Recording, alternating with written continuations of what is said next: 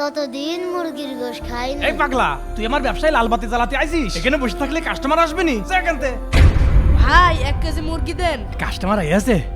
ভাই আমার খুব খিদে লাগাছে, আমার 100 টাকা দেন। এই পাগল, ওই কি শুরু করলি? আমার কাস্টমার খেতাবি তোর একদম। আরে আরে ভাই ছাড়েন, আপনি কেমন মানুষ? আপনি তো পাগলের সাথে এরকম আচরণ করছেন। বাহ, পাগলের জন্য মনে হচ্ছে দরদ উতলায় পড়ছে। ওকে টাকা দেবেন নাকি আপনি? হ্যাঁ আমার দরদ বেশি লাগছে, আমি টাকা দেবো। এই নেমুনি 100 টাকা। আর শোনেন, দরকার হলে প্রত্যেকদিন আসে 100 টাকা করে দিয়ে দেবো, পারলে ঠেকায়েন। আচ্ছা ঠিক আছে। একটা টাকার গত্ত কিনবো। ভাই 2 কেজি সোনালী মুরগি দেন তো, বাড়ি আত্মীয় আইছে। হ্যাঁ ভাই দিচ্ছি। ও ভাই আমার হাফ কেজি মুরগি কিনে দাও। ওরে পাগলা, তোর এবার আমি গলাটাকে মারিয়ে ফেলবো দেখি। ভাই দাঁড়ান, আপনারা পাগলের গায়ে হাত দিচ্ছেন, আপনার মাথা খারাপ। আরে বাহ, আপনিও দেখি পাগলে দেখে দরদ দেখাচ্ছেন। আপনি কি মুরগি কিনে দেবেন নাকি? না, আমি হাফ কেজি মুরগি কিনে দেবো না।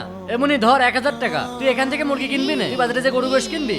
আচ্ছা আমিও গরু গোশ কিনতে গেলাম, থাকেন আপনি। আরে জান জান, 1000 টাকা। বড় দেনি আলা হয়ে পড়েছে।